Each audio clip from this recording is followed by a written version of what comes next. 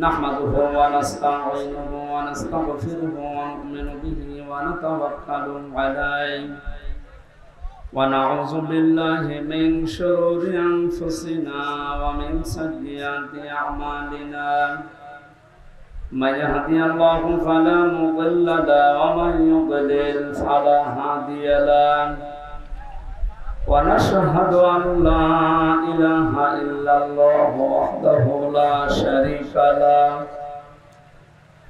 وأشهد أن محمدا عبده ورسوله الذي أرسله بالحق بشيرا ونذيرا وداعيا إلى الله بإذنه وسراجا منيرا فقد قال الله تعالى في كلامه المجيد وبرهانه التوحيد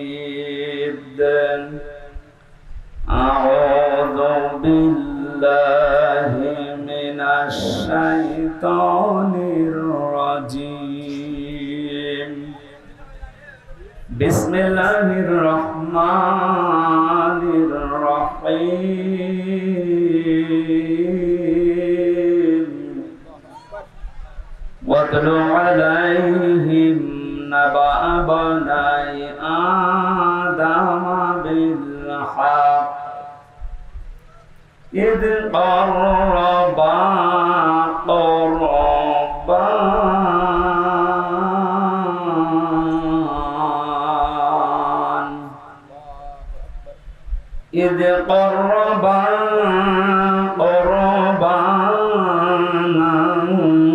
فتقبل من أحدهما ولم يتقبل من الآخر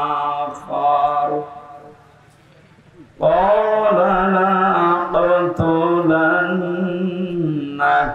قال إنما يتقبل الله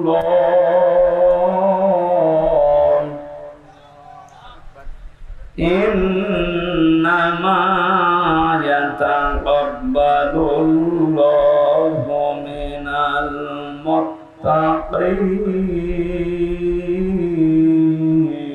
المتقين صدقت يا ربنا اللهم صل على محمد وعلى آل محمد كما صليت على إبراهيم وعلى آل إبراهيم إنك حميد مجيد اللهم بارك على محمد وعلى آل محمد كما باركت على إبراهيم وعلى آل إبراهيم إنك حميد مجيد الحمد لله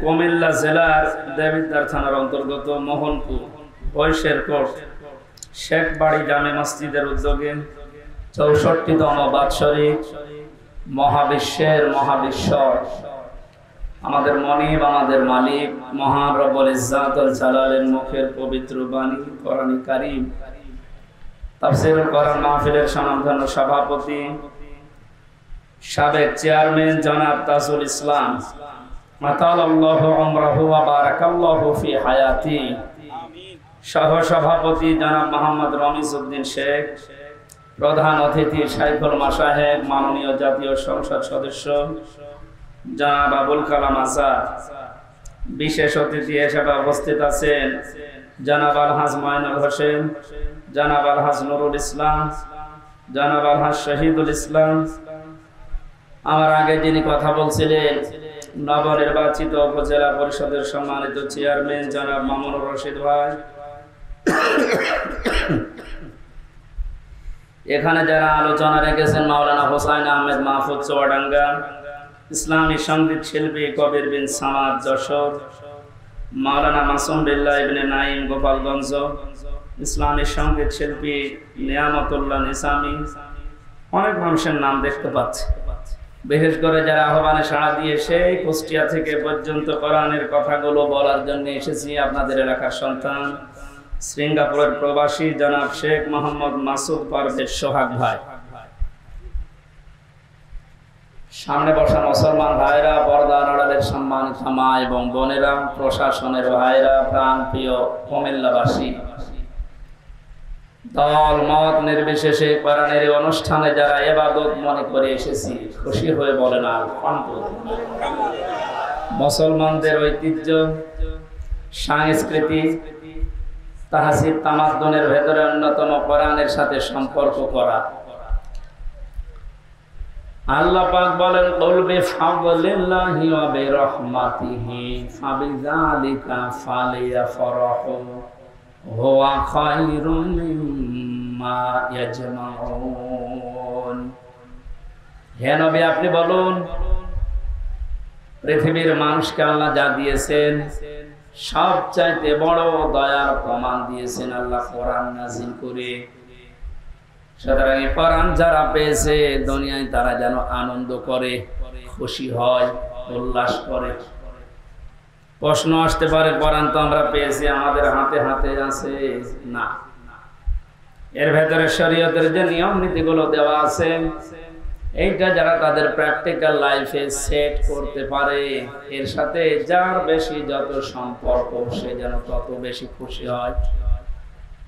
কারণ দুনিয়ায় যত কিছু আল্লাহ মানুষকে দিয়েছেন আর দেবেন সব কিছু একদিন শেষ হয়ে যাবে, এইটাই ফাইনাল। যে কোরআনে কারীম পৃথিবীতে আল্লাহ দিয়েছেন এটা এখন আছে, কিয়ামতের পরেও এ কোরআন থাকবে। সুবহানাল্লাহ। কিয়ামতের পরে থাকবে মানে কিয়ামতের পরে জান্নাতে যাবে যারা, তাদেরকে আল্লাহ নিজের কণ্ঠ দিয়ে কোরআনে কারীমের সূরা ইয়াসিন তেলাওয়াত করে করে শোনাবেন। 50,000 সানা মিম্মা তাউদ্দুন। দুনিয়া 1-2 করে যেভাবে গণনা করো, জান্নাতের ওই পরিবেশে আল্লাহর কুদরতের কণ্ঠে কোরআনের এক একটি আয়াত শুনতে সময় লাগবে 500 বছর। আজকে আমরা যারা কোরআনে কারীমের অনুষ্ঠান পেয়ে আনন্দিত, কিয়ামতের ওই ময়দানে জান্নাতের পরিবেশে আল্লাহ শ্রোতা হিসাবে যেন আমার একটু জায়গা করে দেন, বলেন আমিন। তাহলে আজকে আমরা আনন্দিত, খুশি এই কারণে যে এই মাহফিলের সম্পর্ক কোরআনের সাথে না হামজার সাথে না। কাউকে ভালোবাসলে আল্লাহর জন্য বাসবেন, লোক দেখানোর জন্য না। মান আহাব্বা লিল্লাহি ওয়া আবগাদা লিল্লাহি ওয়া তাআ লিল্লাহি ওয়া মানাআ লিল্লাহ ফাকাদ ইসতাকমালাল ঈমান। ইবনে মাজাহ শরীফের হাদিস। আল্লাহর নবী বলেন, কাউকে যদি ভালোবাসো লোক দেখানোর জন্য না, আল্লাহর জন্য ভালোবাসবা। ওপরে ওপরে না, ভেতর থেকে আল্লাহর জন্য যদি ভালোবাসাটা হয়, ঘৃণা করলেও আল্লাহর জন্য ঘৃণা করবে। কিছু দিতে চাইলে আল্লাহর দিকে তাকিয়ে দেবে। নিষেধ যদি করো, কাউকে কিছু দেওয়া থেকে বিরত থাকো, আল্লাহর জন্য থাকবে। ফাকাদ ইসতাকমালাল ঈমান। আল্লাহর নবী বলেন, সে যেন তার ঈমানকে পরিপূর্ণ করে নিল। জোরে বলেন সুবহানাল্লাহ। এই যে 4টা কথা এই হাদিসে আছে, শুনতে যত সহজ মনে হচ্ছে, এটা প্র্যাকটিক্যাল লাইফে মেলানো কি অত সহজ? অনেক কঠিন বিষয়। আল্লাহর জন্য কাউকে ভালোবাসা এটা এমনি আসবে না। ইন্নাল্লাযীনা আমানু ওয়া আমিলুস সালিহাতি সায়াজআলু লাহুমুর রাহমানু ওয়াদ্দা। আল্লাহ তাআলা বলেন, যারা ঈমান আনে আর দাবি অনুযায়ী দুনিয়ায় যারা ভালো কাজের আঞ্জাম দিতে পারে, তাদের প্রতি সৃষ্টি জগতের একটা ভালোবাসা আল্লাহ নিজে তৈরি করে দেয়। সুতরাং এটা ঈমানের দাবি অনুযায়ী যদি ভালো ভালো কাজে আঞ্জাম দিতে পারে, আপনার প্রতি সৃষ্টি জগতের ভেতরে ভালোবাসা মহব্বত ময়দা করে দেবে কে? আল্লাহ। আমরা যদি ভালোবাসি সত্যি কাউকে, আল্লাহর জন্য বাসবো। এই বাস্তবতা আমরা এখনো টের পাইনি অনেকে, এই জন্য হাদিসের ভাষা বুঝতে পারছি না। আল্লাহ আমাকে সহ যারা এসেছি এখন থেকে মরণ পর্যন্ত কাউকে কিছু দিলে আল্লাহর জন্য দেবে। যদি নিষেধ করে, কারোর সাথে যদি ঝগড়াঝাটি হয়, মারামারি হয়, মনোমালিন্য তৈরি হয়, এটা যেন আল্লাহর জন্য হয়। আল্লাহ আমাদের ঈমানকে পরিপূর্ণ করে দেবেন, আর পরিপূর্ণ ঈমানদারের জন্য আল্লাহর বানানো বাগান জান্নাত অপেক্ষা করছে। আল্লাহ আমাদেরকে তৌফিক দিন হাদিসটা আমল করার, বলেন আমিন। দরুদ আর সালাম পড়ছি আমাদের নবী, মানবতার মহান শিক্ষক মুহাম্মদ রাসূলুল্লাহ সাল্লাল্লাহু আলাইহি ওয়াসাল্লামের প্রতি, যার আদর্শ পেয়ে আমরা খুশি না বেজার? খুশি। কিয়ামতের ময়দানে বিশ্ব নবী মুহাম্মদ রাসূলুল্লাহকে যারা দুনিয়াতে আদর্শ মেনে চলতো, কিয়ামতে নবী তাদেরকে উম্মত বলে পরিচয় দিয়ে কাছে টানবেন, সুপারিশ করে জান্নাতে পাঠিয়ে দেবেন। এই জন্য ইয়াসিন এ শব্দ দুনিয়ায় আগে পরে আপনি কারো নামে পাবেন না। ইয়াসিন এটা নবীজির নাম। ওরা কোরআনে আল্লাহ 7টা নাম দিয়ে তাকে ডাক দিয়েছেন, তার ভেতরে ইয়াসিন, তহা, মুহাম্মদ, আহমদ, আব্দুল্লাহ, মুজাম্মিল, মুদাসসির। 1 নম্বরে ইয়াসিন। এই নামটা ডাকলেন কেন? ইয়া হরফে নেদা, ইয়া মানে হে, সিন মানে সাজ্জেদ। তাফসিরে কাবীর আল্লামা ফখরউদ্দিন রাজি রহমাতুল্লাহ আলাইহি সিন শব্দের 5টা ব্যাখ্যা দিয়েছে। তিনি বলেন সিন মানে সাজ্জেদুল আলামিন, সিন মানে সাজ্জেদুল কাউনাইন, সিন মানে সাজ্জেদুল বাশার, সিন মানে সাজ্জেদুল আম্বিয়া, সিন মানে সাজ্জেদুল মুরসালিন। যেহেতু ইয়াসিন সূরার আলোচনা আজকে না, কুরবানির সামনে আমরা ওই রকম একটা আয়াতই পড়েছি। আমি শুধু একটু টাচ দিলাম যে ইয়াসিনের ভেতরে আল্লাহ এগুলো দিয়েছে। আল্লাহ আমাদেরকে ইয়াসিন, আল্লাহর ঘোষণা দেওয়া একমাত্র নেতা দুনিয়ায় মুহাম্মদুর রাসূলুল্লাহ, তাকে অনুসরণ অনুকরণ করার তৌফিক যেন দান করেন। এটা জিলহজ মাস আরম্ভ হয়ে গেছে। পৃথিবীতে যত শ্রেষ্ঠ দিন আছে, রমজানের পরে, মুহররমের পরে সবচাইতে দামি দিন আল্লাহর কাছে এই 10 দিন। নবী উম্মতদেরকে জানিয়েছেন জিলহজ মাসের শুরু থেকে কুরবানির দিন পর্যন্ত যে 10টা দিন তোমরা পাবে, কমপক্ষে 7টা কাজ দুনিয়াতে না করে থাকবে না। তার 1 নম্বরে এ মাসের শুরুর আগ পর্যন্ত যারা দাড়ি, গোঁফ, চুল, শরীরের বিভিন্ন অঙ্গ প্রত্যঙ্গের পশমগুলো কেটেছিলেন, এই 9 দিন না কেটে যেদিন আপনি কোরবানি করবেন তার আগের দিন কেটে ফেলবেন। দ্বিতীয় নম্বরে এ মাস আসার সঙ্গে সঙ্গে বিশ্বনবী মুহাম্মদুর রাসূলুল্লাহ রোজা রাখা আরম্ভ করতেন। যদিও আমাদের এই অভ্যাসটা অনেকের নেই, মনে করে যে রোজা রাখলে আমার শরীর খারাপ হয়ে যাবে, গ্যাসের কারণে আমি রাখতে পারি না। এটা মিথ্যা কথা। রোজা রাখলে গ্যাস, আলসার এইগুলো আরো ভালো হয়, কারণ মানুষের শরীরের ভেতরে হজম করার যে সমস্ত যন্ত্রপাতিগুলো আল্লাহ দিয়েছে এগুলোর একটা লিমিট আছে। খেতে খেতে এগুলোর লিমিট আমরা পার করে ফেলেছি, তখন মেশিনে আর কাজ করে না, উল্টাপাল্টা রোগ দেখা দেয়। নবীজি যেহেতু এটা মেনে চলতেন, প্রতি মাসে 3টা রোজা রাখতেন, প্রতি সপ্তাহে 2টা রোজা রাখতেন, এই জন্য জীবনে কোনোদিন তার গ্যাস্ট্রিক, আলসার, পেটের পীড়া এগুলো দেখা দেয়নি। আর আমাদের সবার এই রোগগুলোই ভরা। আমরা তার এই নির্দেশ বাদ দিয়ে অন্য দিকে যাই, এ কারণে আমাদের রোগ শোক থেকে মুক্ত হওয়ার লাইন পাই। নবীজি বলেন খাবারের পরে একটা সুন্নাত আছে, মিষ্টি খাওয়া। কি খাওয়া? বলেন বলেন। এটা ক্লাস চলছে, জবাব দেবেন ছাত্রের মতো। খাবারের আগে সুন্নাত আছে 3টা, খাবারের পরে কয়টা? আগে। পরেরটা আমাদের অনেকের মনে থাকে বা আমরা করি। আগে যে 3টা আছে ওটা মনেও থাকে না, ও করেও না। বিশ্বনবী জানিয়েছেন আমার উম্মতেরা যখন খাবার খাবে পেটকে যেন 3 ভাগ করে নেয়। খাবার পেলেই আপনি মরণের খাওয়া খাবেন না। 3 ভাগ করার ভেতরে 1 ভাগ খালি রাখবেন হজম হওয়ার জন্য, 1 ভাগ খাবার আর 1 ভাগ পানি। এটা দিয়ে যদি কেউ নিয়ম করে খাবারের পরে একটু মিষ্টি জাতীয় কিছু খায়, ওগুলো হজম হতে সাহায্য করে, কোনোদিন ওর পেটের পীড়া দেখা দেবে না। এরপরে সপ্তাহে 2 দিন রোজা আছে, সোম আর বৃহস্পতিবার। এরপরে মাসে 3টা রোজা আছে, 13, 14, 15 তারিখ। এগুলো করলে আপনার হজম শক্তি বাড়তে থাকবে। কারণ মেশিন গুলো একটু রেস্ট পাবে, আমরা এগুলো রেস্ট দিতে চাই না।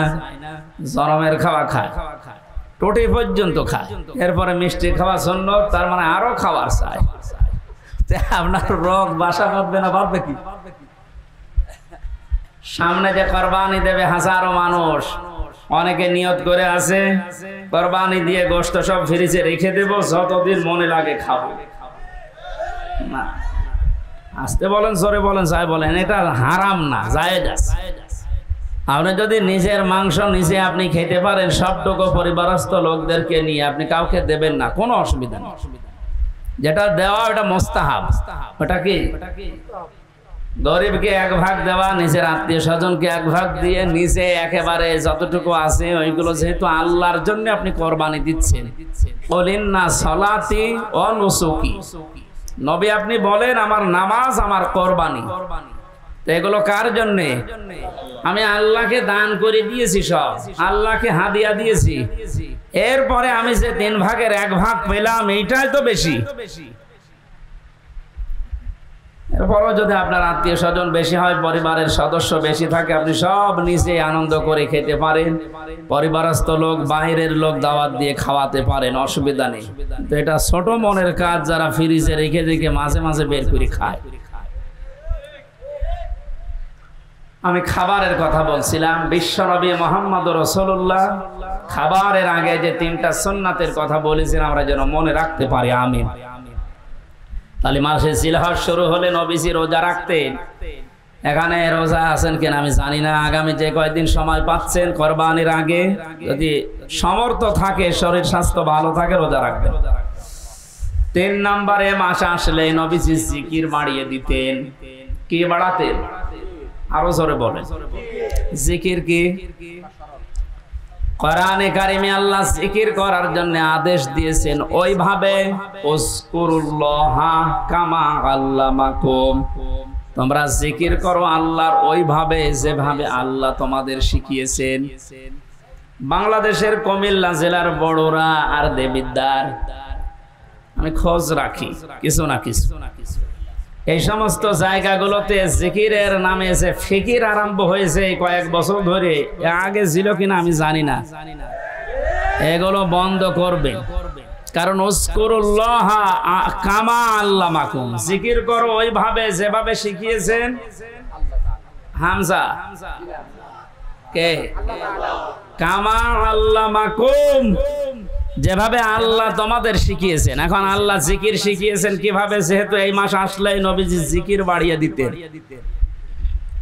আল্লাহ রাব্বুল আলামিন বলেন, নবী আপনি জিকির করবেন, ওয়াযকুর রাব্বাকা ফি নাফসিকা তাদাররুআ ওয়া খিফাতা ওয়া দুনাল জাহরি মিনাল কাওলি বিল গুদুবি ওয়াল আসাল ইলা আখির আয়াত। সূরা আরাফ 9 নম্বর পারার 15 নম্বর পৃষ্ঠা 13 নম্বর লাইনের 205 নম্বর আয়াত। এটা তাফসীরে ইবনে কাসিরে পাবেন। আল্লাহ পাক বলেন, নবী আপনি জিকির করবেন 1 নাম্বার মনে মনে। কিসে? এই ছাত্রের মতো জবাব দিতে পারেন না? বলেন বলেন। 2 নম্বরে কান্না জড়িত কণ্ঠে। 3 নম্বরে ভীত সন্তুষ্ট হয়ে। 4 নম্বরে উচ্চ আওয়াজ বাদ দিয়ে। এটা যেহেতু রেকর্ড হচ্ছে, কালকে সারা দেশে ছড়িয়ে যাবে। এই ইবাদত এটা হাসি তামাশার জিনিস না।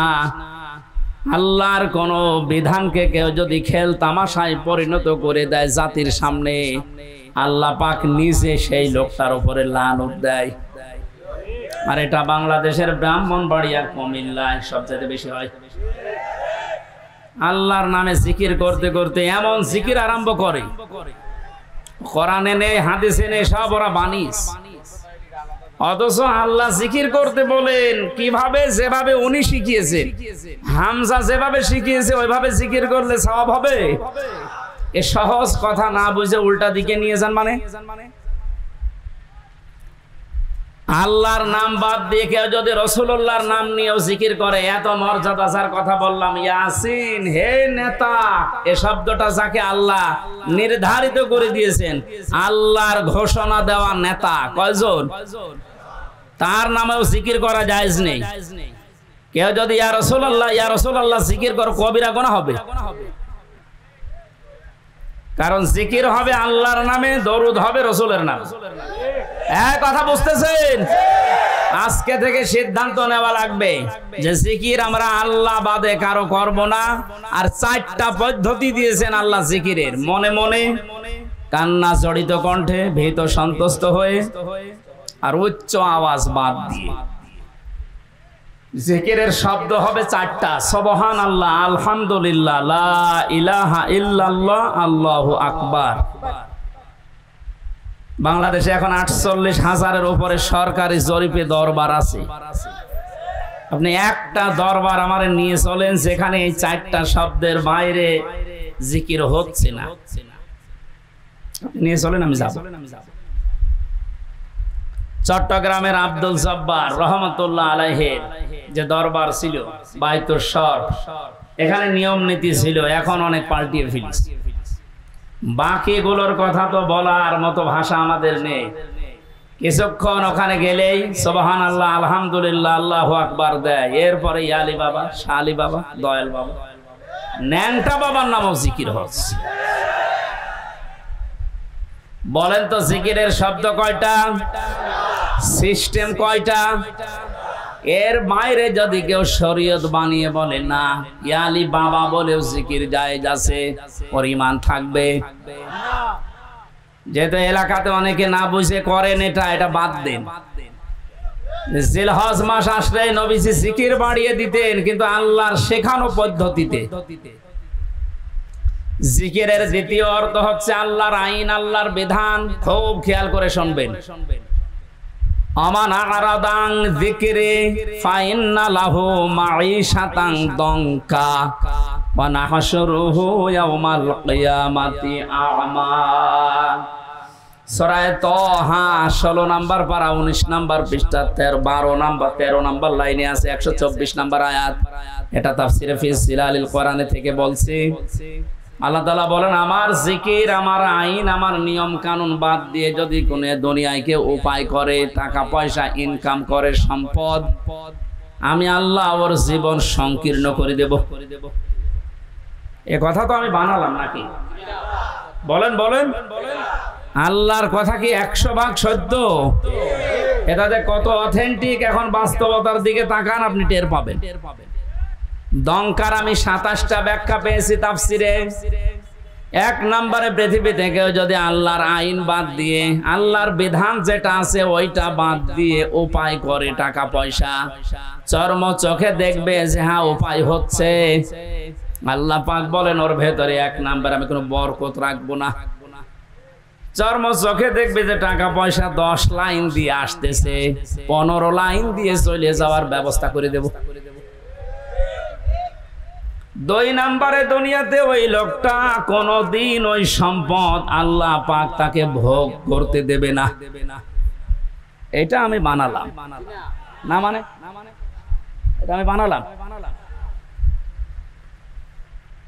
আপনি এই দেশের দিকে আজ তাকান, যারা আল্লাহর আইন বাদ দিয়ে উপায় করছে, আপনি দেখবেন চর্ম চোখে তাদের ব্যাংক ব্যালেন্স, টাকা পয়সা, নাড়ি বাড়ি গাড়ির অভাব নেই, দেশে জায়গা হয় না, অনেকে আবার বেগম পাড়াও বানায়। কিন্তু বাস্তবতায় আল্লাহ কি অ্যাকশন নেয়, ওগুলো দিয়ে তাদেরকে আল্লাহ ভোগ করতে দেয় না। 2 নম্বরের 3 নম্বরের ব্যাখ্যায় পেয়েছি, এই মানুষটা যখন বিদায় নেবে দুনিয়া থেকে, সবচাইতে অবৈধ ইনকাম যারা দুনিয়ায় করে, এদেরকে আল্লাহ লাঞ্ছিত ভাবে, অপমানিত ভাবে, বেঈমান অবস্থায় বিদায় দেবে। পৃথিবীর সাক্ষী হয়ে থাকবে তাদের মরণে। কুষ্টিয়ার পাশে ঝিনাইদহ জেলার একজনে যে কিছুদিন আগেই মারা গেছে, কি অবস্থা তার, যে ডিটেইলস এখন আসতেছে, 200 কোটি টাকার মামলা। লোকটা মারা যাবার পর তার লাশের একটা টুকরাও খুঁজে পাওয়া যাচ্ছে না। কয়েকদিন ধরে তার মেয়ে পর্যন্ত কেঁদে কেঁদে বলছে, একটা টুকরা দেন, একটু জানাজা করে মাটি দেই, তাও সান্ত্বনা পাবো। ফেসবুকে কয়েকদিন আগে দেখেছি কলকাতায় খেজুর গাছের সাথে 2টা বিচি ঝুলে আছে। অনেকে বলছে এটা ওই লোকের বিচি, না, ওটা তাকিয়ে দেখলাম যে না, মানুষের বিচি অত বড় হয় না, ওটা মনে হয় ছাগলের বিচি হবে। কোন জায়গায় আল্লাহ মানুষকে নামিয়েছে আপনি টের পাচ্ছেন? আমি শুধু হাসির খোরাকি দেওয়ার জন্য বলি না, এটা বাস্তব দংকার 3 নাম্বার ব্যাখ্যা। দুনিয়ায় সত্যি যদি আল্লাহর আইন বাদ দিয়ে কেউ উপায় করে, মহান আল্লাহ পাক তাকে এমন অবস্থায় দুনিয়া থেকে বিদায় দেবে, ওই লোকটা দুনিয়ায় সাক্ষী হয়ে থাকবে, ইতিহাস হয়ে থাকবে। পৃথিবী প্রকম্পিত হয়ে যাবে তার মরণ দেখে। 4 নাম্বার ব্যাখ্যা আছে, এই লোকটা যখন মারা যাবে ঈমান তো পাবে না, মরণের সঙ্গে সঙ্গে কবরে দিতে দিতে ওর শাস্তি আল্লাহ নিজে ফেরেশতা দিয়ে আরম্ভ করবে। 4 নাম্বারটা আমি বানালাম নাকি? সবগুলো তাফসীর থেকে আমি নোট করে এনেছি, আপনি বাড়িতে এসে মিলাবেন, দেখবেন আপনার সাথে 2-1টা মিলে যাচ্ছে। এই জন্য আল্লাহর জিকির মানে আল্লাহর আইন, আল্লাহর বিধান। আল্লাহর বিধান বাদ দিয়ে দুনিয়াতে সত্যি কেউ যদি উপায় করে, শরীক ফাঁকি দিয়েছেন যারা, শরীক ফাঁকি দেয় না দেশে? কত মানুষ এখন হজে আল্লাহর ঘর তাওয়াফ করছে, নবীজিকে সালাম দিচ্ছে রওজার পাশে দাঁড়িয়ে, অথচ নিজের আপন ভাইয়ের জমি জাল দলিল করে নিজের নামে লিখে নিয়েছে। এটা আমি মনে হয় বেশি বলে ফেললাম, আমি নিজে ছিলাম হজে, দেখেছি। হজে আসার সময় বনের সম্পদ গুলো ফাঁকি দিয়ে নিজের নামে লিখে নিয়েছে। বনকে তো মানুষ করে বিয়ে দিয়েছি, এই যথেষ্ট, আবার জমি দেব কেন? জমি দেবে কেন মানে তুমি তোমার বাবার ছেলে, আর ওইটা কি ও ধার করিয়ে নিস? আপনি আল্লাহর একটা বিধান পালন করার জন্য 7.5 লাখের উপরে টাকা খরচ করে হজে গেলেন, অথচ বনের 3 লাখ টাকা আপনি আত্মসাৎ করে গেলেন। এখানে বিধানটা কার ছিল? ওখানে আপনি এক আল্লাহর বিধান 2 রকম করে ফেললেন। এই জন্য শরীক যারা ফাঁকি দিচ্ছেন, দংকার ব্যাখ্যা পড়তে পড়তে আমি এটা পেয়েছি, দুনিয়াতে যারা ভাই বোন ছেলে মেয়ে জনগণ এ শরীক যারা ফাঁকি দিয়ে দুনিয়ায় চলবে, এই মানুষগুলো মরণের সঙ্গে সঙ্গে কবরে আমার আল্লাহ নিজে আযাব শুরু করবে। কারণ কি? কারণ আপনার নিচে যারা আছে এরা আপনার কাছে এতিম। এরা কি? বলেন বলেন। ইন্নাল্লাযীনা ইয়াকুলুনা আমওয়ালাল ইয়াতামা যুলমান ইন্নামা ইয়াকুলুনা ফি বুতুনিহিম নারা ওয়া সায়াসলাউনা সাঈরা। সূরা নিসা 4 নম্বর পারার 17 নম্বর পৃষ্ঠার 14 নম্বর লাইনের 10 নম্বর আয়াত, এটা ইবনে কাসিরে আছে। আল্লাহ পাক বলেন, নিশ্চয় যে বা যারা বর্তমানে খাচ্ছে ভবিষ্যতেও খাবে। এটা মোজারে, প্রেজেন্ট, ফিউচার, 2টা কাল দিয়েছেন ইয়াকুলুনার ভেতরে। আমওয়ালাল ইয়াতামা যুলমান, এতিমদের মাল সম্পদ জুলুম করে।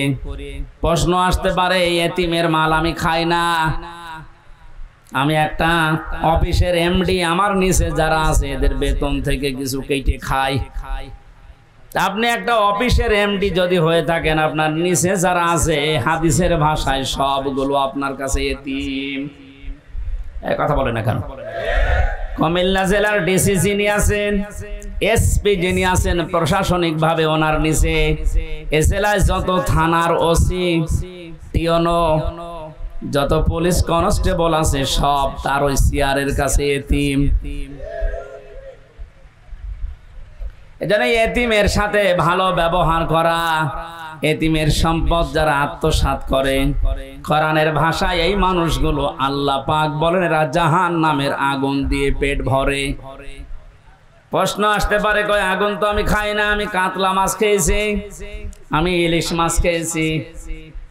আপনি যদি সত্যিই মানুষের সম্পদ আত্মসাৎকারী হয়ে থাকেন, শরীক ফাঁকি দেওয়া লোক এখানে যদি থাকে, সম্পদ যতই আপনি ভালো খাবার খান না কেন, আল্লাহর ভাষায় ওটা জাহান্নামের জ্বলন্ত আগুন। এ আয়াত পড়ার পরে আমার মনে হচ্ছে বাংলাদেশে এখন 100 জনের প্রায় 95 জন জাহান্নামের আগুন খাচ্ছে। বলেন না ওই 5 জন বাকি আছে, ওর ভেতরে আমি আছি। হ্যাঁ, তাহলে তো ভালো। বাস্তবতা এইটাই দেখতে পাচ্ছি। আপনার কাছে, আপনার এই দপ্তরের কাছে এতিম, এরা এতিম না? এদের কাছ থেকে আপনি হাদিয়া বলে নেন, আর তওফা বলে নেন, আর চাই বলে নেন, স্পিরিট মানি বলে অনেকে নেয়। এগুলো সব হবে আল্লাহর ভাষায় জাহান্নামের আগুন। আল্লাহ এতটুকু যদি শেষ করে দিতেন, দুনিয়ার হিসাবে আমি আয়াত পড়তাম না। পরের শব্দটা মারাত্মক, ওয়াসায়াসলাউনা সাঈরা, সিন সাউফা কদ লাম, এরকম 13টা শব্দ আছে আরবি গ্রামারে। কোন সেন্টেন্সের আগে যদি একটা আসে অর্থ হয় অতি তাড়াতাড়ি। আল্লাহ পাক এখানে সিন দিয়ে জানিয়েছেন, মানুষের সম্পদ যারা ফাঁকি দিয়ে খাও, জোর করে জুলুম করে অন্যায় ভাবে খাও, মিথ্যা মামলা দিয়ে তারা জেলে দিয়ে তার পরিবারের কাছ থেকে অবৈধভাবে টাকা নাও, না এদেশে বন্ধ হয়ে গেছে। হাজারো মানুষ এরকম বিপদে আছে। শরীক ফাঁকি দিয়ে যারা খাও, এ মানুষগুলো শুধু মরতে দেরি, যেহেতু তুমি বেঈমান হয়ে মরবে, ঈমান পাবে না। ওই যে দঙ্কার 4 নাম্বার ব্যাখ্যা, যারা অবৈধ ইনকাম করে ওদের ঈমান নসিব আল্লাহ বন্ধ করে দেয়। বলেন নাউজুবিল্লাহ। ওরা সঙ্গে সঙ্গে কবরে দেবেন। আল্লাহ নিজে বলেন জাহান্নামের আগুন সাঈর, যেটা এটা আমি লাগিয়ে দেব। এর আগে আমি বহুবার বলেছি, জাহান্নাম একটা, জাহান্নামের স্তর বা দরজা 7টা। জাহান্নামের দরজা কয়টা? এই 7টার ভেতরে সাঈর একটা। সাঈরে যাওয়ার জন্য যে 4 প্রকার মানুষের নাম আমরা কোরআনে পেয়েছি, তার 1 নম্বরে যারা এতিমের মাল আত্মসাৎ করে, ফাঁকি দেয়, শরীক যারা ফাঁকি দেয়, এদেরকে মরণের পরে আল্লাহ জাহান্নামে সাঈরের নিচে পাঠিয়ে দিয়ে আগুন লাগিয়ে দেবেন। কুমিল্লাবাসী কারো দিকে তাকিয়া নিজের ইমানের দিকে তাকিয়ে বলেন তো, এখানে শরীক ফাঁকি দেওয়া মানুষ আছেন কিনা? আওয়াজ দেওয়া আকারে আওয়াজ দিলে আমার মনে হয় এই এলাকায় সব নেই। এই শরীক ফাঁকি দিয়েছেন কারা? দেখি হাত তোলেন তো।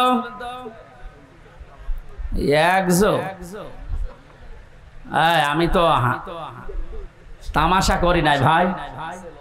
সত্যি যদি এরকম থাকেন, আপনার ক্ষতি আপনি নিজে করছেন। যাদের জন্য আখের গোছাতে শরীক ফাঁকি দিচ্ছেন, আপনি চোখ বন্ধ করে দেখেন, এ মানুষগুলো একদিনও আপনার লাশকে বাড়িতে রাখতেও রাজি হবে না, বলবেন না জিন আসবে।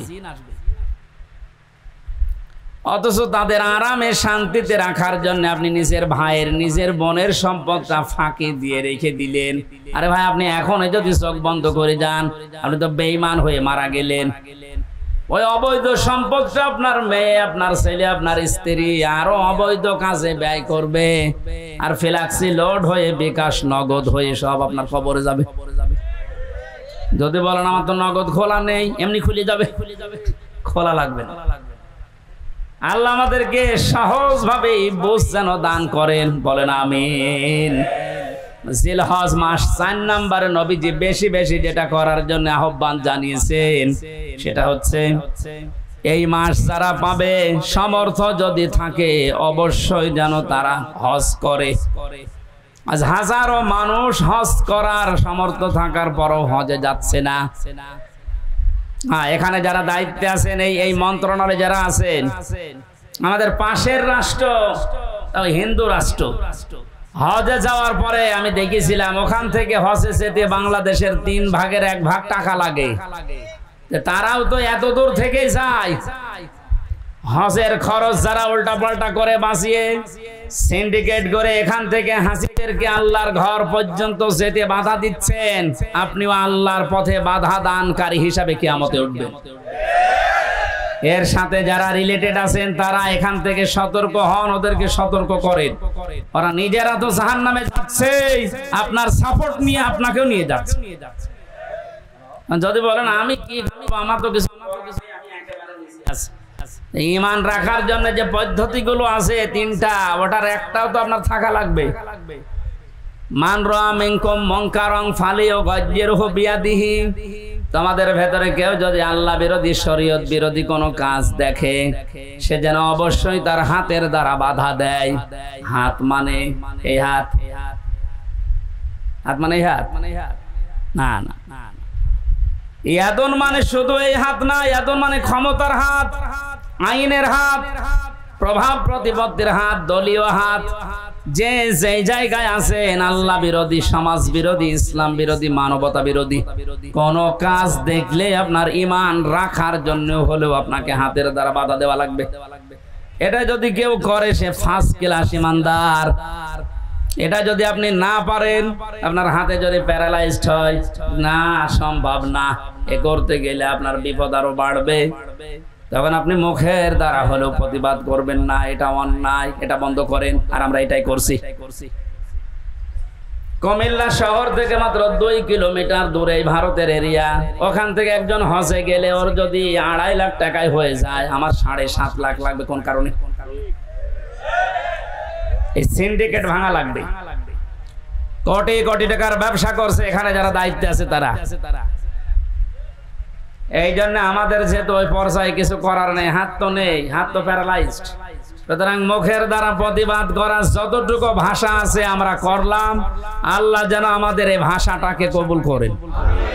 এটাও যদি না পারা যায়, সর্বশেষ মনে মনে ঘৃণা করা, এইটা অনেকে করে না। আরো আল্লাহ বিরোধী, আল্লাহর ঘরে যেতে ডাইরেক্ট না ইনডাইরেক্ট ভাবে বাধা দেওয়া হচ্ছে, আরো খুশি হয়। আজকের এই অনুষ্ঠানটায় আমরা কি বলবো বলেন তো?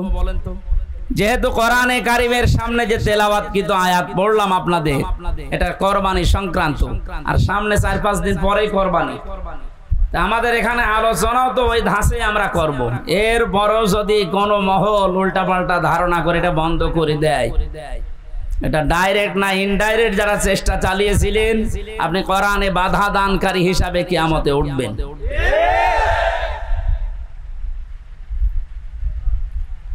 জাহান্নামের স্তর বলেছিলাম কয়টা? বলেন বলেন। এই 7টার ভেতরে একটা ভয়ঙ্কর দরজার নাম আছে। এই দরজা দিয়ে আল্লাহ তাদেরকে প্রবেশ করাবে যারা পৃথিবীতে কোরআনে কারিমের অনুষ্ঠানগুলোতে বাধা দেয়। আর এই দেশে এখন দিন দিন এই পজিশন বাড়ছে। মানুষ ওগুলো খুব বেশি না, কয়েকটা। আল্লাহ আমাদেরকে হেদায়েত দান করেন, বলেন আমিন। এই জন্য হজ করার সামর্থ্য যাদের আছে হজ অবশ্যই করে মারা যাবেন। হজ করার সামর্থ্য থাকার পরও যদি কেউ হজ না করে মারা যায়, নবীজি বলেন ও হয় ইহুদি হয়ে মরবে নাই খ্রিস্টান হয়ে মরবে, ওটা আমার দেখার দরকার নেই। জোরে বলেন নাউজুবিল্লাহ। জিলহজ মাসের এই আমলগুলো আমরা শুরু করতে পারি।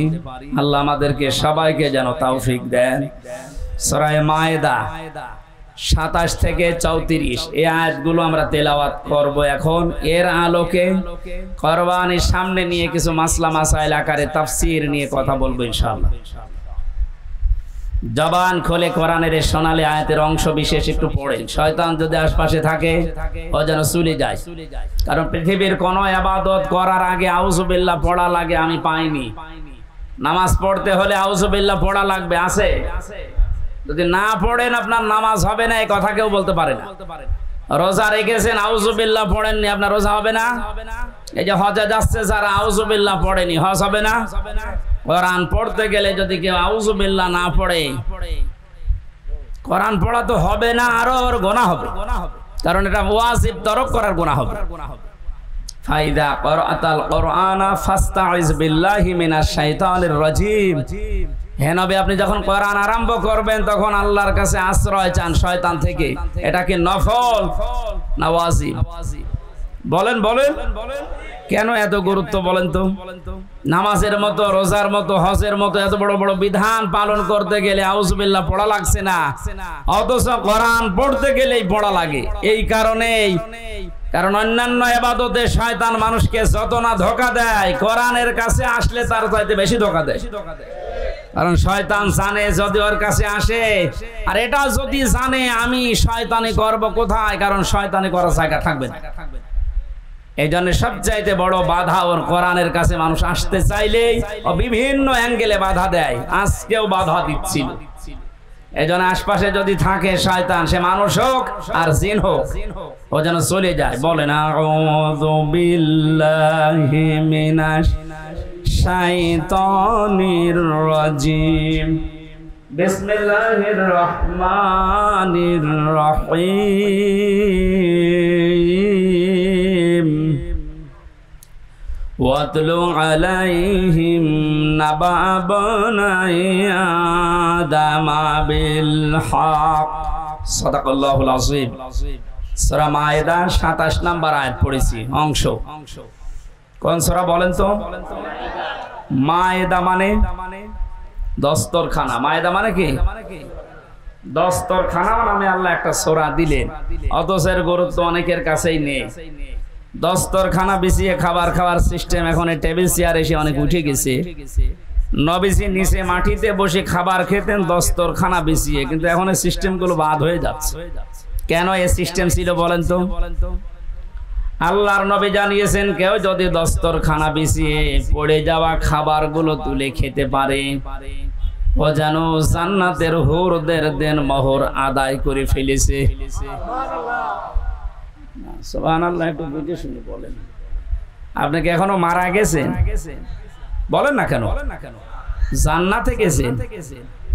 বলেন বলেন। হুরদের সাথে বিয়ে আপনার হয়েছে, দেন মোহর তো দূরের কথা, এখনো মারা যাননি, জান্নাতেও যাননি, হুরদের সাথে বিয়ে হয়নি, দেন মোহর আদায় হবে কথা বললেন কেন? ছোট্ট একটা আমল মাত্র। সত্যিই যদি আপনি আমল এখন থেকে জীবনে আরম্ভ করতে পারেন, বিজ্ঞান এখন জানিয়েছে, কেউ যদি মাটিতে বসে, পাটিতে বসে, নিচে বসে নবীজি যেভাবে খাবার খেতেন, ওই খাবারের সুন্নত আদায় করে খাবার খেতে থাকে, খেতে খেতে ওর অর্ধেক খাবার হজম হওয়ার কথা, কারণ ওইভাবে পেটে বসলে পেটে চাপ লাগে। আর আমরা যেভাবে বসে খাই ওভাবে ওই সিস্টেম নেই, আমরা দিন দিন পাল্টিয়ে ফেলছি। দস্তরখানায় পড়ে যাওয়া খাবারটা খেলে কত বড় একটা সুসংবাদ পাওয়া যাচ্ছে, আমি এখনো মারাই গেলাম না, জান্নাতও পাইনি, হুরদের সাথে আমার বিয়েও হয়নি এখনো, অথচ দেনমোহর আদায় হয়ে গেছে। তার মানে নবীর এই কথার সিগনিফিকেন্স হচ্ছে আমি যেন জান্নাতে প্রবেশ করে ফেলেছি। এই ছোট আমল আমরা যেন না ছাড়ি, ছোট মনে করি, এটা অনেক বড় আমল। 2 নম্বরে বিশ্ব নবী বলেন, কোন মানুষ যদি দস্তরখানায় পড়ে যাওয়া খাবার তুলে খেতে পারে, ওর শরীরের ভেতরে যে 360টা হাড় আছে, জোড়া দেওয়া আছে হাড়গুলো, এই হাড়গুলোর সাদগা আমার আল্লাহ আদায় করে দেন। সাহাবায়ে কেরামের সামনে যখন এই হাদিসটা বলা হয়েছিল, গরিব সাহাবীরা বলে, হে নবী, আমরা গরিব মানুষ, 360টা হাড়ে যে জোড়া দেওয়া আছে, যে আঙ্গুলের ভেতরে জয়েন্ট গুলো আছে, এই কেনুয়ের ভেতরে জয়েন্ট আছে, হাঁটুর ভেতরে জয়েন্ট আছে, 360টা আছে জোড়া জয়েন্ট। আপনি যদি দস্তরখানায় পড়ে যাওয়া খাবার খান, এর যে সাদগা হয়, এই সাদগা গুলো আল্লাহ নিজে আদায় করে দেয়। বলেছিলেন, হে নবী, আমরা এত সাদগা আদায় করব কি করে? বিশ্ব নবী তখন এই আমলটা দিয়েছিলেন। আল্লাহ সাহাবীদের মতো এই আমলটা আমাদেরও করার তৌফিক দিন, আমিন। আর একটা কথা হাদিসে আছে, কেউ যদি মসজিদে কোনো ময়লা পড়ে থাকতে দেখে আর নিজের কাজ মনে করে ওটা তুলে ফেলে দেয়, তাহলে এই হাড়গুলোর জয়েন্টের সাদগা আদায় হয়। আমরা মসজিদের ময়লার দায়িত্ব মনে করি শুধু মুয়াজ্জিনের আর খাদেমের, আর আমরা সব আল্লাহর। মসজিদে আল্লাহর ঘরে কোনো কিছু যদি পড়ে থাকে ময়লা জাতীয়, ওটা তুলে ফেলে দেওয়া, এ দায়িত্ব কি শুধু মসজিদের খাদেমের, মুয়াজ্জিনের? আপনার কাছে যে প্রতিদিন সাদগা দেওয়া লাগবে, কি দিয়ে দেবেন? এরকম কিছু কাজ করা। এমনকি রাস্তায় কোনো কষ্টদায়ক বস্তু যদি পড়ে থাকে, ওইটা যদি কেউ তুলে ফেলে দেয়, সে যেন তার ঈমান আছে এটার প্রমাণ দেয়। আমি শুধু সুবহানাল্লাহ বলার জন্য বলছি না, এখানে খেয়াল করেন, রাস্তায় কোনো কষ্টদায়ক কাটা হোক, একটা ইট হোক, ময়লা হোক পড়ে আছে, জনগণের কষ্ট হয়, এটা তুলে ফেলে দিলে নবীজি বলেন তোর ভেতরে ঈমান আছে, এটার প্রমাণ হচ্ছে যে ঈমান আছে। যে মুসলমানের ঈমানের 77টা শাখা, তার সর্বনিম্ন শাখা রাস্তার কষ্টদায়ক বস্তু তুলে ফেলে দেওয়া। সেই মুসলমান কোন মানুষকে দুনিয়ায় কষ্ট দিতে পারে, এটা কি বিশ্বাস করার মতো? সুতরাং অন্যান্য জাতির উপরে যে উল্টাপাল্টা কাজগুলো হয় মাঝে মাঝে দেখি এই দেশে, এগুলো কোনো মুসলমানের কাজ না, কাজ ওদেরই আমাদের উপর চাপিয়ে দেয়। কোন মুসলমান যদি এ কাজ করেও বুঝবেন ও মুসলমানের ভেতরে ঈমান নেই। বলেন তো, রাস্তার কষ্টদায়ক বস্তু তুলে ফেলা যেখানে ঈমানের একেবারে সর্বনিম্ন স্তর, সেই মুসলমান কোনদিন সন্ত্রাসী হতে পারে? বলেন বলেন, জঙ্গি। আপনি কাঁটা পেলে, রাস্তায় ইট পেলে আরো তুলে ফেলে দেবেন যেন মানুষের কষ্ট না হয়। আর বাংলাদেশের মানুষের ঘরের আবর্জনা, নিজের উঠানের ময়লা সব এনে রাস্তায় জমা করে, ও কোন ঈমানের পরিচয় দেয়? আপনাদের কুমিল্লা জেলা একটু পরিষ্কার আছে, এই জন্য টের পাচ্ছেন না। এগুলো যারা করছেন আপনার ঈমানই নেই, এটা ঈমানের সর্বনিম্ন একটা স্তর। এইটাও যদি আপনি না করতে পারেন, আরো রাস্তায় সব ময়লা মাটি এনে জমা করে, তা আপনি নবীর হাদিস অনুযায়ী বিশ্বাস করেন আপনার ঈমান নেই। আপনার কি নেই? আপনি বলেন না আমি তো কালেমা পড়ি, আর এবার কালেমার তো সর্বনিম্ন স্তর এইটা। আপনার এইটাই নেই তো প্রথমটা থাকলো কি করে? এখনো তো ৭৭টা আছে। আল্লাহ আমাদের সহজ ভাবে বোঝার তৌফিক দাও, বলেন আমিন। সূরা মায়েদা ১২০টা আয়াত আছে, ১৬টা রুকু আছে। ৪ নাম্বার রুকুর ২৭ নাম্বার আয়াতের অংশ পড়েছি, মাত্র একটা আয়াতের ৪ ভাগের ১ ভাগ। আপনি একটু খেয়াল করে শোনেন, কত কথা আল্লাহ এর ভেতরে লুকিয়ে রেখেছে। হযরত আদম আলাইহিস সালামের ২ সন্তানের ব্যাপারে আল্লাহ আমাদেরকে শোনাতে বললেন। কুরবানি সংক্রান্ত বিষয় এখানে আছে। এ পৃথিবীতে প্রথম মানুষ হত্যা করেছিল এই কাবিল, হাবিলকে। এই জন্য দুনিয়ায় যত হত্যা হবে অবৈধভাবে, এই লোকটার আমল নামায় মানুষ হত্যার একটা গোনা যেতেই থাকবে কিয়ামত পর্যন্ত। এই জন্য দুনিয়াতে এমন কোন কাজের আঞ্জাম তৈরি করা ঠিক না যে আপনি মারা যাওয়ার পরও এটা জারি থাকে, এরকম কাজ এদেশে নেই। জেনে শুনে বুঝে শুনে এরকম কোন কাজে হাত দেবেন না যে আপনি নেই, অথচ এটা বিকাশ হয়ে আপনার কবরে যাচ্ছে। আল্লাহ রাব্বুল আলামিন সতর্ক করছেন, অতলো হে নবী আপনি তেলাওয়াত করেন, আলাইহিম নাবা বানাই আদম বিল হক। এটা কুমিল্লার দেবীরদার, এই যে উম্মত গুলো বসে আছে এদের সামনে আপনি তেলাওয়াত করেন আদম নবীর ২ সন্তানের কাহিনী, যথাযথভাবে সঠিকভাবে এদেরকে আপনি ইতিহাস শোনান। প্রশ্ন আসতে পারে, হাজার হাজার বছর আগে পৃথিবীর প্রথম মানব হযরত আদম আলাইহিস সালাম, তার ২ সন্তানের কাহিনী শুনি আমরা করব কি না? তারা যে একটা বিষয়কে নিজেদের পক্ষে আনার জন্য আল্লাহর যে পদ্ধতি কোরবানি দেওয়া, আমি ইতিহাস বলার জন্য এখানে বসি নাই, তাফসীর থেকে কয়েকটা কথা আনার জন্য, শিক্ষা দেওয়ার জন্য বলছি। হযরতে আদম নবীর সন্তান জোড়া জোড়া তৈরি হতো ওই সময়। আগের পক্ষের পরের পক্ষের এভাবে মিল করে তিনি বিয়ে দিতেন, যেহেতু মানুষের সময় কম ছিল, ওই সময় শরীয়তে ওটা জায়েজ ছিল। বিবাহ দেওয়ার জন্য তাসলিমা আর আকলিমা, মেয়েটা সুন্দর ছিল, এই জন্য আগের পক্ষের এই কাবিল বলে না আমি এটা মানি না, আমার পক্ষে যে আসবে এটা সুন্দরী হয়নি, এই জন্য আমি ওকে বিয়ে করব না, আমি ওইটা চাই। মেয়েদের প্রতি ভালোবাসা, তাদের সৌন্দর্যের প্রতি, তাদের চেহারার প্রতি আকর্ষণ, এটা আমার আল্লাহ দুনিয়া তৈরি হওয়ার পর থেকে করে দিয়েছে।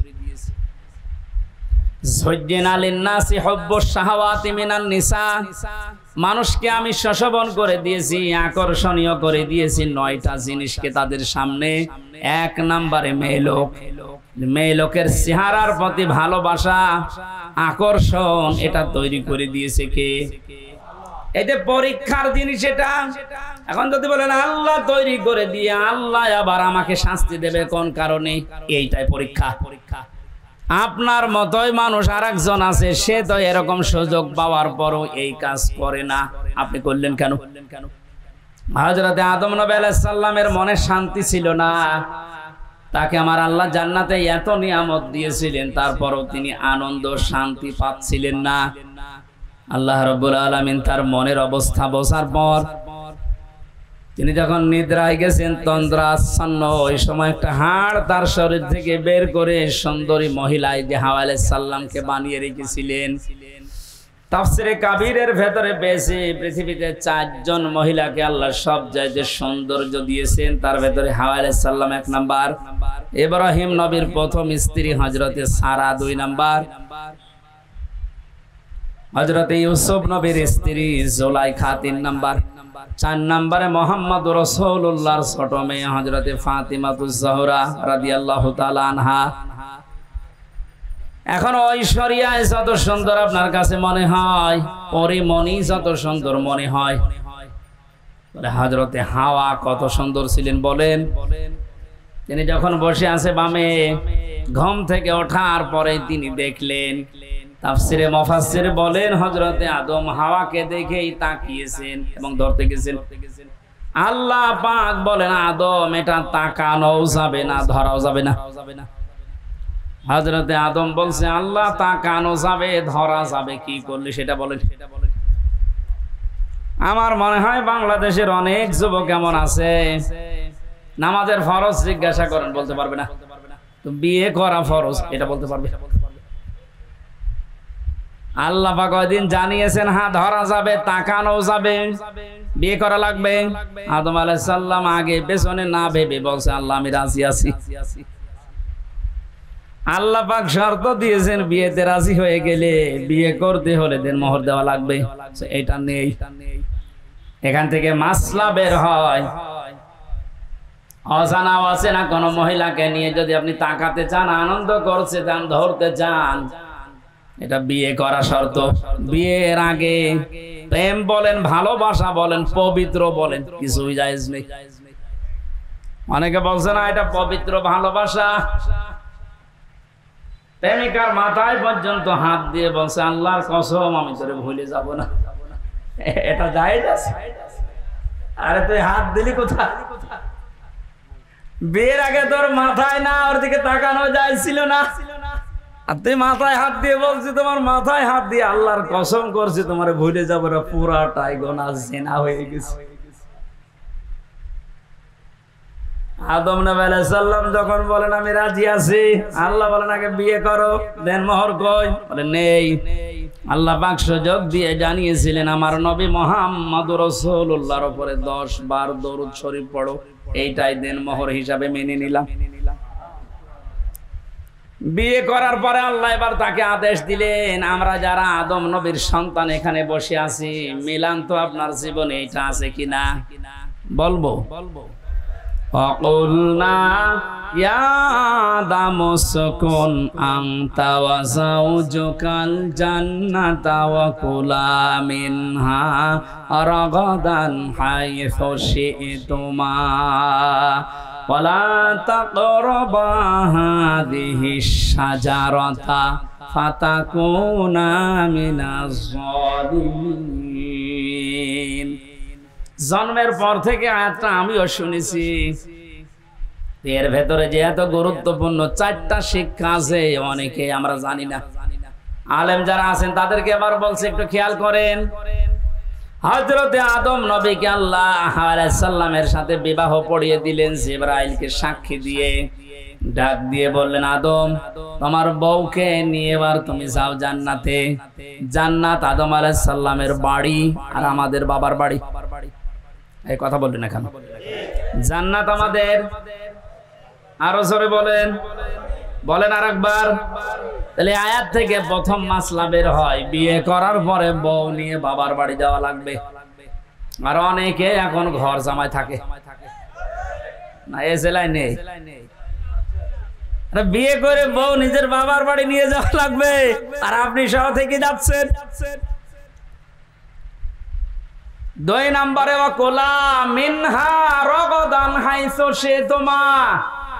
আলেমদেরকে বলছি, আল্লাহ কিন্তু আংতা ওয়াকুলা এ শব্দ দিতে পারতেন, মাঝখানে আংতা নেই।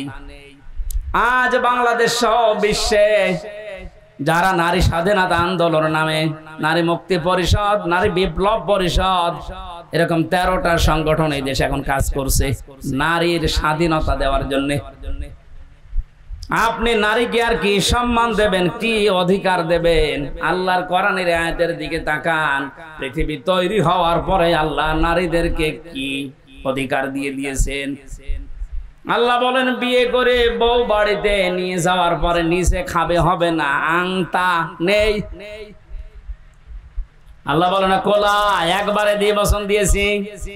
তুমি যেই মানের খাবার খাবে, যেই মানের পোশাক পরবে, যেই মানের ঘরে থাকবে, স্ত্রীকে ওই রকম জায়গায় ওই রকম খাবার ওই রকম পোশাক দেওয়া লাগবে।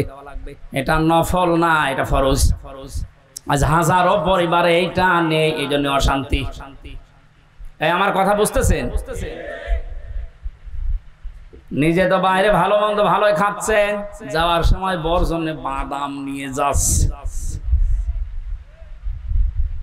আপনি যে মানের খাবার খেয়েছিলেন, যে মানের পোশাক পরেছিলেন, সেই মানের থাকেন, ওইভাবে তার ব্যবস্থা করে দেওয়া লাগবে। এটা নির্দেশ আল্লাহর আদম নবীর উপরে।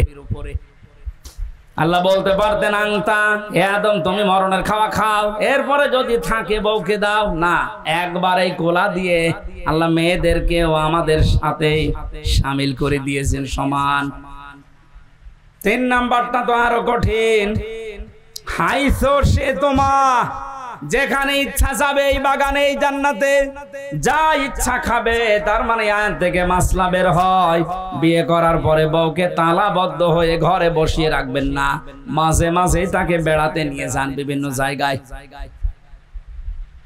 আপনি এমন এমন জায়গায় নিয়ে যাবেন যেন সে আনন্দ পায়। এমন একটা অনুষ্ঠানে নিয়ে যান। হ্যাঁ, এখানে আর শেষের শব্দ একটু ঝামেলা আছে। আল্লাহ বলেন হাইসো সে তোমা, তুমি নিয়ে যাও যেখানে ইচ্ছা, যাও যা ইচ্ছা খাও। দোলা তাকরাবা হাদিহি শাজারা, এই গাছের কাছে যাবে না। কোন গাছ? না, এটা আমিও জন্মের পর থেকে শুনছি যে গন্ধম গাছ। আরে ভাই, এটা যদি শুধু গন্ধম গাছ উদ্দেশ্য হবে, তে দুনিয়ায় আয়াত নাজিল করার আল্লাহ দরকার কি? আধুনিক তাফসীর গুলো আপনি দেখবেন, সেখানে শুধু গন্ধম গাছ না, প্রায় 33টা অর্থ লেখা আছে। আপনার বউ নিয়ে আপনি এমন বর্ডার পার হওয়া যাবে না যে বর্ডার পার হলে আপনি আবার বিপদে পড়েন। কুমিল্লা শহর থেকে 2 কিলোমিটার পরে ভারতের কি বর্ডার, বলেন না কেন? পাসপোর্ট বাদ দিয়ে, ভিসা বাদ দিয়ে কেউ যদি যায় নিরাপদে যেতে পারবে। ওটা সীমানা, বর্ডার। আল্লাহ পাক বলেন আমারও বর্ডার আছে দুনিয়ায় 500। কত? আপনি 500 বর্ডার জানেন? এগুলো শরীয়তের বর্ডারের ভেতরে দেওয়া আছে। দুনিয়াতে বিবাহ করার পরে বউ নিয়ে আসবা, খাবা, চলাফেরা করবা, অনুষ্ঠানে যাবা, কোনো বাধা নেই। কিন্তু সাবধান, আল্লাহর বর্ডার যেন পার না হয়। এমন অনুষ্ঠানে যাওয়া যাবে না যেখানে গেলে নিজেরও পর্দা থাকে না, বড়ও পর্দা থাকে না। এরকম অনুষ্ঠান দেশে নেই। শিশু মেলায় যাচ্ছে বউ নিয়ে, শিশু নেই, শুধু শিশুর খালার আর মামারা। ওখানে গেলে আপনার আরো অ্যাক্সিডেন্ট হবে। সুতরাং যদি জানেন যে এখানে গেলে নিজেরও আল্লাহর বিধান মানা যায় না, বউ মানতে পারবে না, ওইরকম অনুষ্ঠানে যাওয়া যাবে না। ওইরকম বিবাহ অনুষ্ঠানে যাওয়া যাবে না যেখানে গেলে নিজে আল্লাহর বর্ডার পার হয়ে যাওয়া লাগে, স্ত্রীও পার হতে বাধ্য হয়।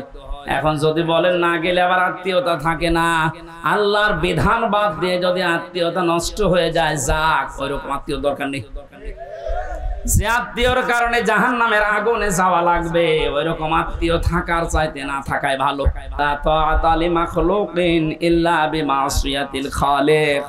আল্লাহর নাফরমানি হয়, এরকম কোন কাজ দুনিয়ায় কারো অনুসরণ করা, আনুগত্য করা জায়েজ? বলেন বলেন। আল্লাহ ছোট কথাটা আমাদেরকে বড় পরিসরে বোঝার তৌফিক দিন। সুতরাং বউকে নিয়ে এমন কোন অনুষ্ঠানে, এমন কোন জায়গায় যেতে পারবেন না যেখানে গেলে আল্লাহর বিধান আর মানা যায় না। যদি কেউ যায়, ফাতাকুনা মিনাজ জালিমিন, সে জালেম হয়ে যাবে। আর জালেমদের জন্য আল্লাহ নিজে মামলা রেডি করে রেখেছে। বলেন নাউজুবিল্লাহ। কোরআনে যত আয়াত আমি পড়েছি, সব চাইতে সূরা শূরা 25 নাম্বার পারা 6 নাম্বার পৃষ্ঠা 12 নাম্বার লাইনের 42 নাম্বার আয়াতটা আমাকে আতঙ্কিত করে বেশি। এই এদিকে তাকা, সূরা সূরার 42 নাম্বার আয়াত একটু মিলান। ইন্নামাস সাবিলু আলাল্লাযীনা ইয়াযলিমুনান নাস ওয়া ইয়াবগুনা ফিল আরদি বিগাইরিল হক ইলা আখিরি আয়া। আল্লাহ পাক বলেন আমি নিজে কিয়ামতের দিন মামলা দায়ের করব, আমি কেস করব, আমি অভিযোগ দায়ের করব তাদের বিরুদ্ধে যারা দুনিয়ায় মানুষ হয়ে মানুষের উপরে জুলুম করে। এ দুনিয়ায় নেই। আর আসতে বলো, আপনি কথাটার ওজন টের পেয়েছেন? এ কথার লোড কত? আল্লাহ নিজে মামলা দায়ের করবে, উনি মামলার বাদী। যিনি বিচার করবেন বিচারক, উনি যদি বাদী হন না রায় তো পক্ষে আসবে। বলেন এই আয়াতটা পড়ার পরে আমার নিজেরই মাঝে মাঝে ভয় লাগে, আল্লাহ আমি আবার মামলার আসামি হয়ে গেলাম না তো? কারণ আমার নফসের উপরে মাঝে মাঝে জুলুম হয়ে যাচ্ছে, আমার পরিবারের উপরে জুলুম হয়ে যাচ্ছে, সমাজের মানুষের প্রতি আমার যে দায়িত্ব ছিল আমি পালন না করে আমি জুলুম করে ফেলছি। এই জন্য যে যত বড় দায়িত্বে আছে কিয়ামতের দিন ওই দায়িত্ব সম্পর্কে আল্লাহ তার কাছে পুঙ্খানুপুঙ্খানু হিসাব নেবে। প্রতিটি জিনিস যেহেতু নিয়ামত, এরপরে বাকি কথা। কয়েকদিন আগে একটা কনফারেন্স হচ্ছিল, আমি মদিনায় ছিলাম। এই যে এতটুকু একটা বাচ্চা আব্দুর রহমান, বিশ্ববিখ্যাত হাফেজ, বিচারক ওকে ডাক দিয়ে বলছে তোমার যে চোখ নেই, তুমি অন্ধ, এই 11 বছর বয়সে কোরআনের হাফেজ হয়ে গেছে, তাও যেমন তেমন হাফেজ না, বিশ্বের ভেতরে সেরা যারা তাদের ভেতরে তুমি একজন, তোমার যে চোখ নেই, আল্লাহর উপরে তোমার কোনো অভিযোগ নেই। ছেলেটা কেঁদে ফেলেছে, ডাক দিয়ে বলে বিচারক আমার কোনো অভিযোগ নেই, আমি আরো আনন্দে আছি। বিচারপতি ডাক দিয়ে বলছে তোমার কোনো অভিযোগ নেই, আনন্দে আছো মানুষ? ছেলেটা বলছে হুজুর যেদিন বিচার শুরু হবে, আসল বিচার কিয়ামতে, আমি তো কোরআনে কারিমের আয়াত পড়েছি আপনার সামনে, সুম্মা লা তুসালুনা ইয়াউমাইদিন আনিন নাঈম, কিয়ামতের দিন প্রতিটি নিয়ামতের হিসাব আল্লাহ নিচে ধরবেন। আমার পা থেকে শুরু করে মামারা যখন মাথা পর্যন্ত হিসাব আল্লাহ শুরু করে দিয়েছে, পা দিয়ে, এরপরে হাঁটু দিয়ে, এরপরে পেট দিয়ে, হাত দিয়ে, আস্তে আস্তে আমার কাছে চোখের কাছে যখন আসবে, আমি আল্লাহকে বলতে পারবো অন্তত মাবুদ একটু দাঁড়ান, আপনি চোখের হিসাব আমার কাছে নেবেন, আমার তো দুনিয়ায় চোখ ছিল না, এদিকে তাকে হলেও দয়া করে আমার হিসাবটা আপনি সহজ করে দেন। আল্লাহ নিজে বিচারপতি হবেন। ও কুমিল্লাবাসী, কি মনে হচ্ছে আপনার কাছে আমি জানি না, কথাটা নরম হলেও অনেক বড় কথা এটা। আল্লাহ নিজে বিচারপতি আর নিজে মামলার বাদী। এই দেশে যে যত বড় দায়িত্বে আছে, সে যদি আপনার মামলার বাদী হয়, জেল থেকে বেরানো আপনার কঠিন হবে। কথা বলে না কেন? প্রধানমন্ত্রী শেখ হাসিনা যদি আপনার বিরুদ্ধে মামলা দেয়, আপনি তো কালকেই বের হয়ে যাবেন নাকি?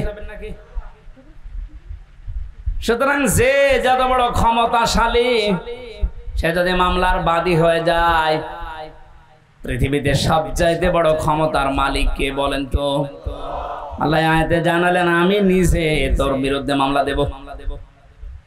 এই জন্য আল্লাহর বিধানগুলো ওভারটেক করে পার করে ফেলে আমরা যেন আল্লাহর মামলার আসামি হয়ে না যাই, এগুলো খুব হিসাব নিকাশ করে পা ফেলা দরকার। আদম নবীর সন্তানের কাহিনীগুলো আল্লাহ এবার শোনাতে চেয়েছেন কেন? এবার খেয়াল করেন। আল্লাহ পাক বলেন, হে নবী আপনার উম্মতদেরকে যখন পাবেন তাদের সামনে আমার এই আয়াতগুলো তেলাওয়াত করে শোনান। এটা হাজার হাজার বছর আগে হযরতে আদম নবীর 2 সন্তানের কাহিনী। এই মেয়ে লোক নিয়ে তারা ঝগড়ায় বিপদে নিমজ্জিত হয়েছিল। শেষ পর্যন্ত আদম নবীর শরীয়ত অনুযায়ী তাদেরকে বলেছিলাম তোমরা কোরবানি করো। আমাদের যেমন পশু করার নিয়ম, ওই সময় নিয়ম ছিল আলাদা। ওরা এরকম চাটিয়াল ময়দানে পশু জবাই করে রেখে আসতো। আগুনের ঝলক আকাশ থেকে এসে পড়িয়ে ফেলতো, তারটা কবুল হয়ে যেত, আর যারটা পড়ে থাকতো তারটা কবুল হতো না। আমার মনে হয় এই শরীয়ত যদি এখন আমাদেরও থাকতো, এই দেশে কত মানুষের কোরবানি ধরা পড়ে যেত। আমার ভাইরা, বেশি সময় হয়ে গেল, শেষ করে দিই নাকি? আমার তো কেবল আয়াত শুরু হচ্ছে, গরমের ভেতরে তো আসলে 1 ঘন্টা হয়ে গেছে, শেষ করে দিই। জিনা মানে এই যে মানুষগুলো ব্যস্ত না, এদের আরো কাজ আছে, আমারও কাজ। ছেড়ে দিই, এত এত লং টাইম কথা বলায় গরমের ভেতরে। তারা কোরবানি দিয়েছিল, একজনেরটা যখন কবুল হওয়ার পরে আর একটা হয়নি, প্রতিহিংসার বশবর্তী হয়ে হাত উত্তোলন করেছিল মারার জন্য। আল্লাহ রাব্বুল আলামিন এই কাহিনীটা শোনানোর মাধ্যমে আমাদেরকে সতর্ক করছেন, এ দুনিয়া থেকে যদি কাঙ্ক্ষিত মানের জায়গায় যেতে না পারো, যার কারণে যেতে পারো না, ওর প্রতি প্রতিশোধ পরানো হলে তার ক্ষতি করো না, যেটা সবচাইতে বেশি আমরা করি। ইদ ক্বাররাবা কুরবানান ফাতুকব্বিলা মিন আহাদিহিমা ওয়া লাম ইউতাকাব্বাল মিনাল আখার ক্বালা লা আকতুলান্নাক। এই কাবিল তখন ডাক দিয়ে বলেছিল, ভাই তুমি কি এমন কাজ করো যে তোমার আগুনের ঝলক এসে পুড়িয়ে ফেলেছে? আমিও তো তোমার সাথেই বসবাস করি, আমারটা নিয়ে নিল না। তুমি যেহেতু পথে এখন বাধা হয়ে আছো, তোমার এই রাখবো না, তোমার শেষ করে দেই। হযরতে কাবিল হাবিল ওই সময় যে কথাটা বলেছিল, শুধু ওই সময়ের জন্য না, এটা কিয়ামত পর্যন্ত আয়াতটা কোরআনে থাকবে, এখন আছে, আমাদের জন্য শিক্ষা হচ্ছে। হাবিল বলেছিল, ক্বালা ইন্নামা ইয়াতাকাব্বালুল্লাহু মিনাল মুত্তাকিন। হে ভাই কাবিল, কান খাড়া করে শোনো, দুনিয়াতে শুধু তাকওয়া, মুত্তাকি যারা, এই মানুষগুলোর সম্পদ, জীবন আল্লাহ কবুল করে থাকে। দ্বারা প্রমাণিত, আমরা যারা কোরবানি এখন দিচ্ছি, সামনে কেনার জন্য প্রস্তুতি নিচ্ছেন, আপনি যদি মুত্তাকি হতে না পারেন, আপনার জীবনের কোরবানি কিন্তু কবুল হবে না। পরা কোরআনে কারিমে আল্লাহ যেখানে কোরবানি শব্দের ব্যাখ্যা দিয়েছেন যে কোরবানি করো, ওর আগের শব্দে আমার আল্লাহ দিয়েছেন নামাজের কথা। এজন্য এখানে যারা নামাজ আদায় করেন না বা নামাজ পড়েন না, নামাজের শিক্ষা যাদের জীবনে নেই, এক কথায় ফতোয়া দেওয়া যায় যে আপনার কোরবানি হচ্ছে না। ফাসাল্লি লিরাব্বিকা ওয়ানহার, আগে কোরবানি করো, এরপর নামাজ পড়ো।